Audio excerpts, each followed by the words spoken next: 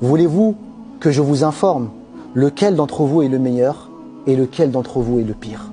Et là les sahaba, Ridwanullahi ta'ala alayhim, ses compagnons, lorsqu'ils ont entendu le prophète sallallahu alayhi wa sallam dire ces phrases, le silence s'est abattu sur eux. Ils se sont dit, la ilaha illallah, il va nous dévoiler. Et là ils se taisent, personne ne parle.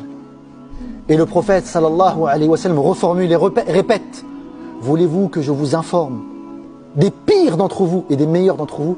Et là les sahaba ils tremblent et ils ne parlent pas. Puis il répète une troisième fois, jusqu'à ce qu'un des compagnons se dit, non, le prophète sallam c'est la douceur. Le prophète sallam il humilie pas comme ça en public. Donc c'est qu'en fait, il cherche pas à nous viser nous, il cherche à nous apprendre quelque chose. Et là il dit, Bala ya Rasulallah.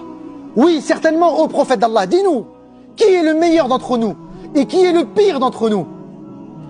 Et là le prophète sallallahu alayhi wa sallam dit, et écoutez, regardez la parole qui résume la réalité de l'islam, qui résume la réalité de la foi islamique.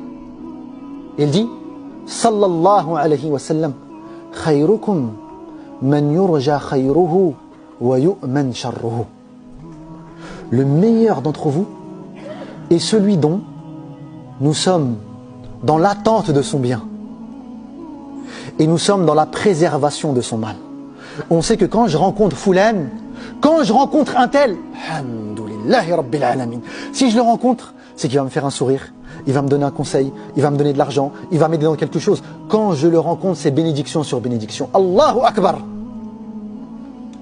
Et je sais qu'à côté, peu importe ce que je fais, je suis préservé de son mal. Il est aveugle vis-à-vis de mes défauts. J'ai beau critiquer, on dirait, il sait, je sais que c'est parvenu à ses oreilles, je le rencontre, j'ai honte. Parce que je l'ai critiqué, il sait que je l'ai critiqué. Et je le rencontre avec il vient avec un sourire comme ça. Et il me dit, ça va Khil Karim, comment tu vas? T'as besoin de quelque chose? Allah. Un frère que je peux aller voir et lui dire, Ya Akhi, j'ai péché, j'ai fait.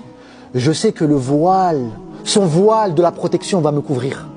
Il va me dire, t'inquiète pas, ça reste entre moi et toi, ça ne sort pas de là. Et maintenant je vais t'aider.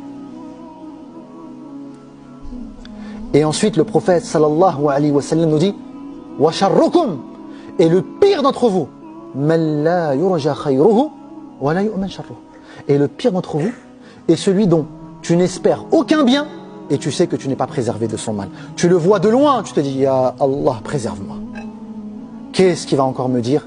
Qu'est-ce qu'il va encore me faire?